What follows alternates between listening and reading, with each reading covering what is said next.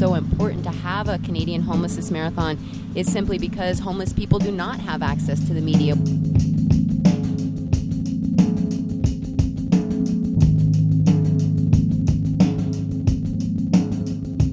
Maybe you're listening to CJSW from the University of Calgary, or maybe you're listening to CFUV from University of Victoria. So we have people everywhere listening to us. I hope you're enjoying the show. We still have 13 more hours to go.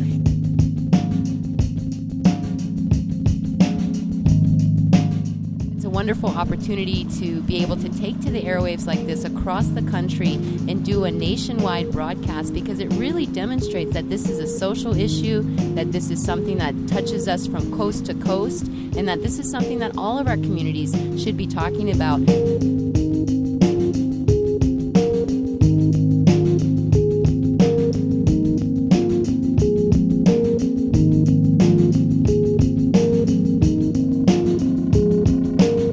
Parler de l'itinérance en nombre.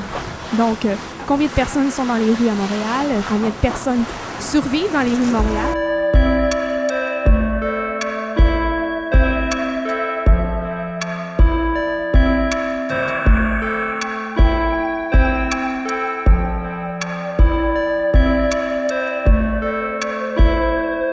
Pendant que nous, on est dehors en train de se les geler, puis que nos invités aussi soient dehors en train de geler. Ça, il faut pas l'oublier. La plupart des invités, je les disais, puis je disais, oubliez pas de vous habiller, par exemple. Mais pourquoi? Parce que c'est dehors. Quoi? 1 heure dehors? T'es folle! Mais l'idée, c'est que, oui, mais cette fois-là, c'est toi qui es dehors. Tandis que dans le café sur la rue, juste de l'autre côté de la vitre, les gens de la rue qui sont à l'intérieur, qui seraient dehors à ce moment-là si le café n'était pas ouvert, ben eux sont en train de manger puis d'être au chaud. Donc, c'est juste un flip dans le fond, c'est comme juste de retourner la situation pendant 14 heures dans le fond, parce que c'est pas toujours le cas, mais là on leur donne cette situation-là où, oui, regardez, nous autres ici on est capable de passer la nuit dehors, mais la réalité est que les gens de la rue passent la nuit dehors tout le temps. There's something about the radio medium that whenever you communicate with your voice at 4 o'clock in the morning, outside in the snow and cold, freezing. There's something about the immediacy of the crisis that really gets communicated. And I think that by bringing so many households across Canada, so many shelters, so many ears to the voices that we hear that had stayed up all night, that were having panel discussions about resisting attacks against poverty at 5 o'clock in the morning, listening to that out in the cold has a bigger impact, because it is you can hear it in the voice, you can hear the cold.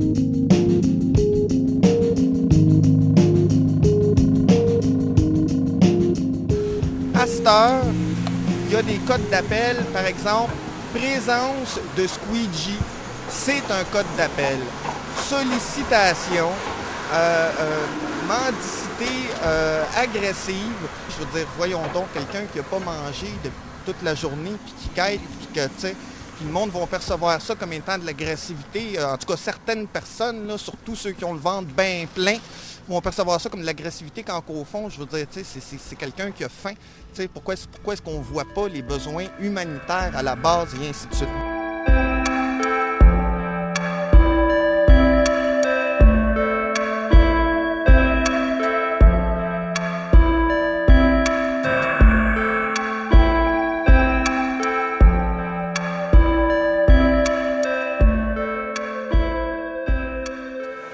Welcome to the Homelessness Marathon. Thank you so much for being with us.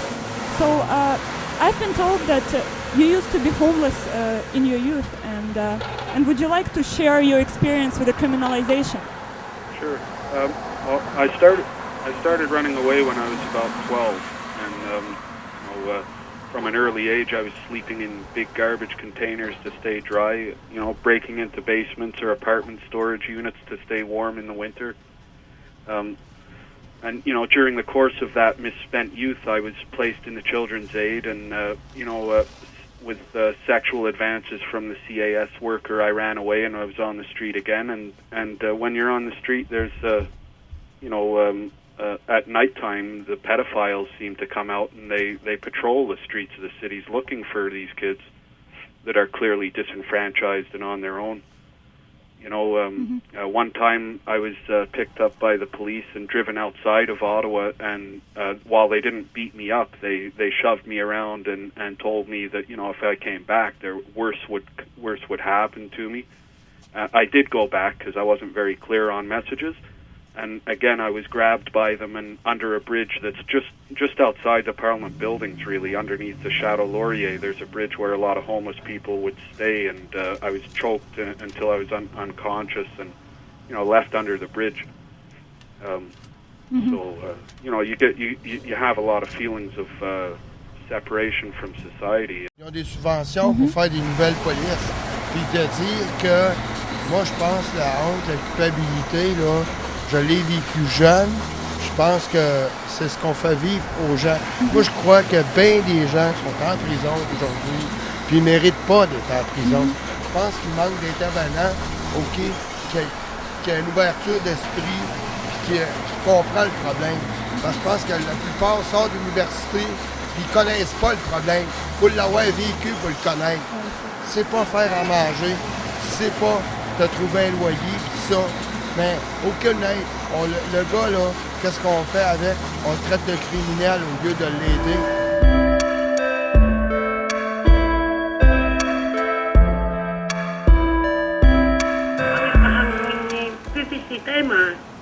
Ya, teman na ako kagpuro.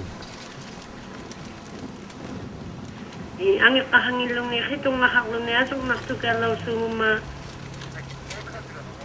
Kasi si matsegala na nga kiyo madungatagaw na. Kutaktige kaduna dito translate atin niya. She was saying that a lady from Nepal, it's very hard to be homeless with a kid, and she just got in the conference, so she's just starting to pick up. I would like you to talk about how is it that in our communities now that we have such a need? Because if we're talking about years past, there was no such thing as homeless people on a reserve or in a northern community. Perhaps there was abusive things done to the women or vice versa at that time, and we were just living with it. Why is it now that there is now in some communities homelessness, which was never heard of before? Do you think that is there something that's coming from us at the community level that makes it that way? Have we lost generosity to take care of each other? Why is it that we are homeless in our own land, in our own communities? What do you think about that? Well, I think it's as a Native society, the federal government forced us to bring in a system which was foreign to us. But in 1969, the government took away our houses and forced us to go into public housing. Before, we used to have a society which was a hunting society. But in 1969, they shot our dogs, and we had to adopt a new lifestyle. And I think the combination of losing the houses, the esteem, and being forced to live with paying rent when you never had to pay rent before.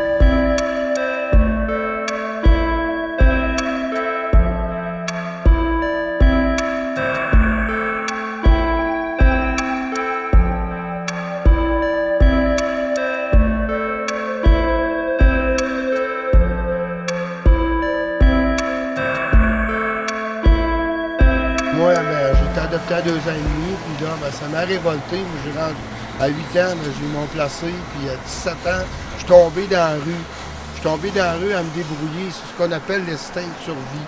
Il y a 10 ans que je vais en journal itinéraire, puis j'observe les gens. je les vois, les gens. Puis moi-même, je trouve que j'ai de la misère à m'en sortir. Je trouve que c'est dur. Concernant les préjugés, il y a toujours encore l'idée que être un itinérant, c'est être âgé à peu près de 40-50 ans, être sale, à côté contre une poubelle, puis être sous, en train de boire, des choses comme ça. L'itinérance aujourd'hui, c'est plus juste une question d'être un homme seul avec un problème d'alcool. Il y a beaucoup d'autres problèmes qui sont beaucoup plus complexes qui sont apparus dans l'itinérance. Puis donc, il y a des problèmes de santé mentale, il y a des problèmes aussi, des nouvelles dépendances, que ce soit au jeu, il y a des problèmes de logement. La pire fois où c'est arrivé, ça, pendant 2 jours, j'ai marché dehors dans la rue, il n'y a personne qui ouvrait les oreilles pour me dire tu peux venir chez moi dormir, ou on va mettre un lit de sac de couchage, tu vas pouvoir dormir. Non, tu es seul avec ton problème. Je me suis posé la question, comment on sent quand on est itinérant, quand t'as pas dormi et que tu marches dans la rue toute la journée, que tu n'as pas un endroit où tu te sens qui est comme ton chez toi, où ta bulle, où tu puisses être au chaud, te sentir en sécurité, dormir une nuit de sommeil complète. Est-ce que tu te sens des fois à moitié engourdi dans la rue, ou est-ce que tu es un mort-vivant? J'oserais jamais pu regarder un itinérant de travers, parce que j'ai dit cette société-là, elle les fabrique, les itinérants. J'ai dit, elle bousille les gens. Il faut que tu luttes chaque jour pour reprendre des morceaux de ton ego que cette société te vole, ta santé, ta dignité, la croyance en toi, la croyance que tu vas pouvoir faire quelque chose dans cette société. Je dis, est-ce que c'est étonnant qu'il y ait des gens qui se ramassent sur l'alcool ou sur la drogue? Je pense que c'est ça que j'avais à dire dans ce qu'on vit.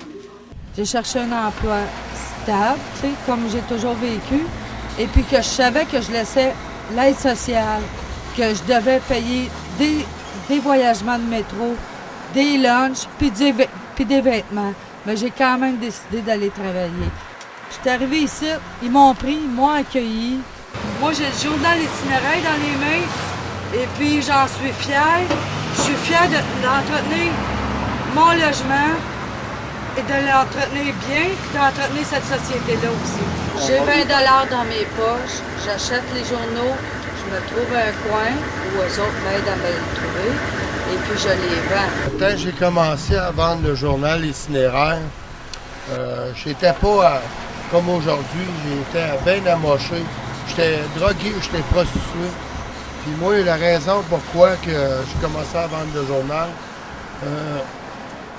c'est parce que j'étais tanné de vivre dépourvu, puis pas savoir trop ce que je m'en vais. Je sais pas, j'ai comme cru au journal.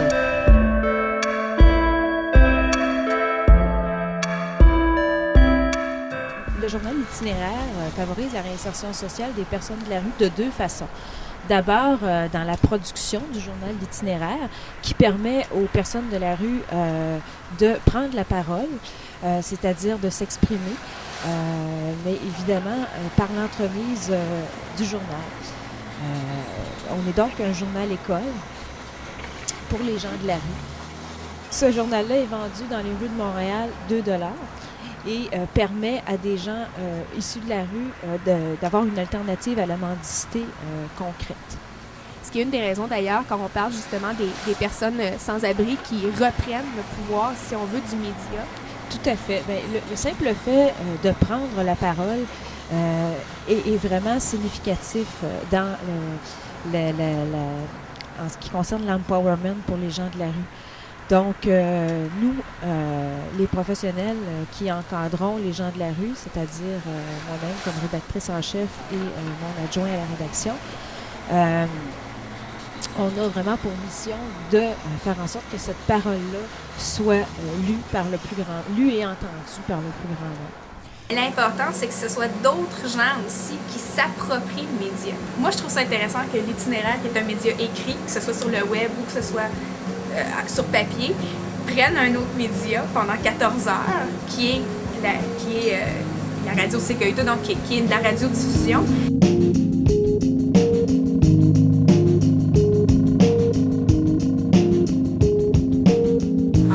trouves qu'on est fou de faire ça dehors parce que tu trouves qu'il fait froid, mais pense d'abord aux gens qui sont dehors. J'ai pas à chialer parce que moi, je vis ça une nuit, tandis qu'eux vivent ça 365 jours par année. that knock comes on the door, the monthly ransoms due once more. Do you pay? Do you squawk? Squawk the city, fuck the rent, pay no landlord, pay no rent. Who built the place you call your home?